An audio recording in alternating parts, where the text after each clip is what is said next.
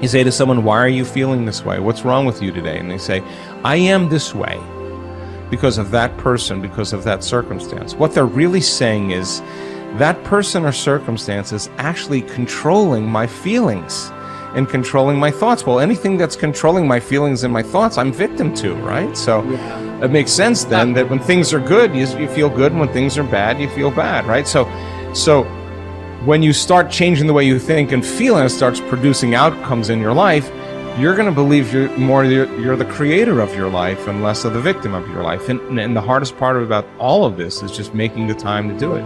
If you're not even peaceful, there is nothing in your life that you can do in a worthwhile way. To be peaceful essentially means this, that you're not messing your mind. To be peaceful means that your system is at ease. You know how to conduct your mind, you know how to conduct your emotions, your body and your energies. You are peaceful. If you change the picture in your mind, you change the chemistry, you change the fate. So I'll give an example.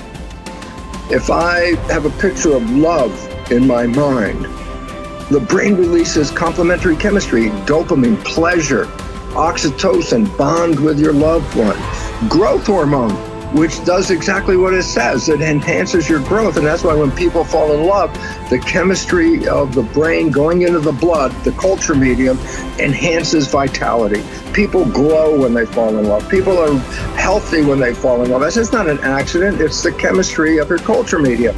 But now I say, but wait, what if I have a picture of fear? I go, oh, well, love chemistry doesn't come out when fear is in the picture. The brain releases stress hormones and factors that affect the immune system and growth of the system. And I go, oh my goodness. I say, why is it relevant? Changing my thought changes my chemistry. The chemistry adjusts my biology. So if I can control my thoughts, I can control the chemistry, and therefore I control the biology. So all possibilities already exist. You don't have to create the possibility. In fact, all you have to do is become aware that it exists. The moment you do that, you're changing the thought and you're producing a different frequency. Now, if the person is astute enough to feel the frequency of the thought in the quantum and not wait for the experience to happen, but the thought of abundance would produce the feeling of abundance. Tell guilt, shame, the past, I've changed my mind. I'm not living condemned. Listening to the accusing voices, I'm forgiven, I'm redeemed, restored, my future is bright. Tell lack, struggle, not having enough, I've changed my mind.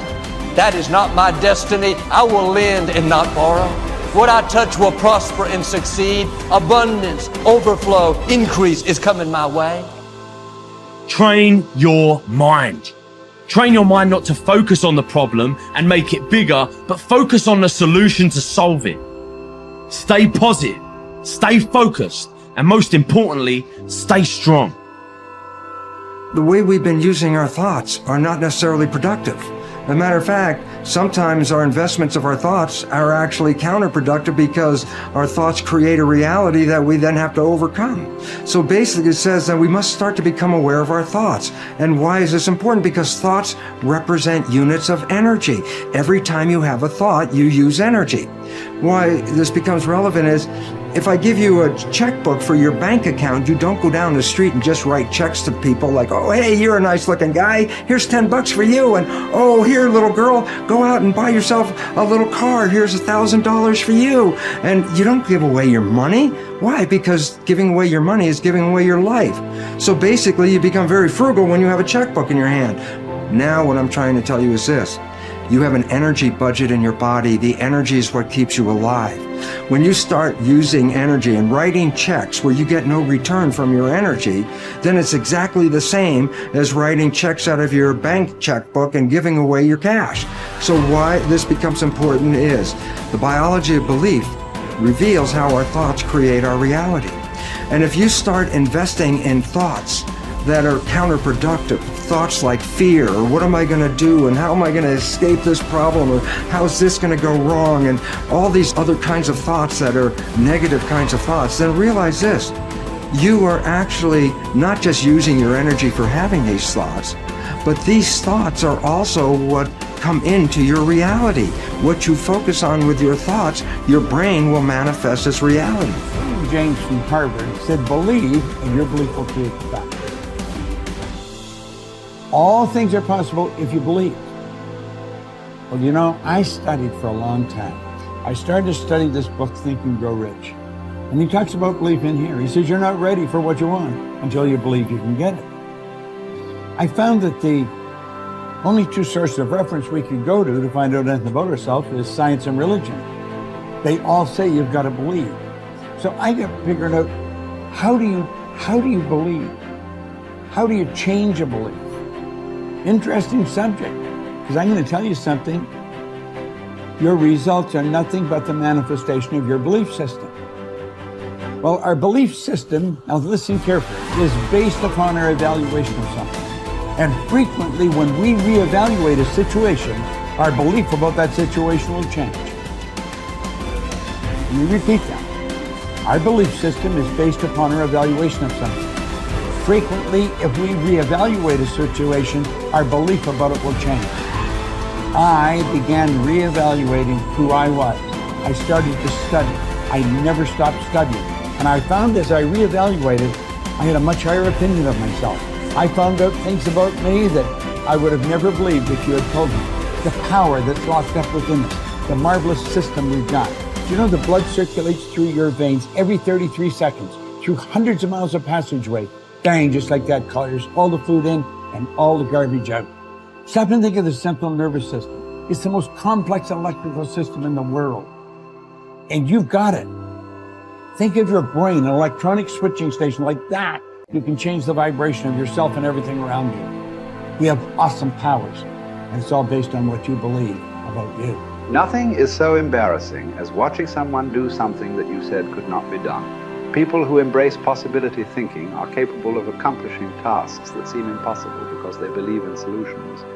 When you believe you can do something difficult and you succeed, many doors open for you. Big thinkers are specialists in creating positive, forward-looking, optimistic pictures in their own minds and in the minds of others. If you embrace possibility thinking, your dreams will go from molehill to mountain size, and because you believe in possibilities, you put yourself in position to achieve them. The winners in life think constantly in terms of I can, I will, and I am. Losers, on the other hand, concentrate their waking thoughts on what they should have done or what they don't do. If you believe you can't do something, then it doesn't matter how hard you try, because you've already lost. If you believe you can do something, you have already won much of the battle. The first step in becoming a possibility thinker is to stop yourself from searching for and dwelling on what's wrong with any given situation. Sports psychologist Bob Proctor recounts, I tell people, if you don't want to get into positive thinking, that's okay. Just eliminate all the negative thoughts from your mind. Whatever's left will be fine. If possibility thinking is new to you, you're going to have to give yourself a lot of coaching to eliminate some of the negative self-talk you may hear in your head. When you automatically start listing all the things that can go wrong or all the reasons something can't be done, stop yourself and say, don't go there. Then ask what's right about this. That will help to get you started. And if negativity is a really big problem for you and pessimistic things come out of your mouth before you've even thought them through, you may need to enlist the aid of a friend or family member to alert you every time you utter negative ideas. One of the best ways to cultivate a possibility mindset is to prompt yourself to dream one size bigger than you normally do. Let's face it, most people dream too small. They don't think big enough. Henry Curtis advises, make your plans as fantastic as you like, because 25 years from now they will seem mediocre. Make your plans 10 times as great as you first planned, and 25 years from now you will wonder why you did not make them 50 times as great. If you push yourself to dream more expansively, to imagine your organization one size bigger, to make your goals at least a step beyond what makes you comfortable, you will be forced to grow. And it will set you up to believe in greater possibilities. Most people want their lives to keep improving, yet they value peace and stability at the same time. People often forget that you can't improve and still stay the same. Growth means change. Change requires challenging the status quo. If you want greater possibilities, you can't settle for what you have now. When you become a possibility thinker, you will face many people who will want you to give up your dreams and embrace the status quo. Achievers refuse to accept the status quo.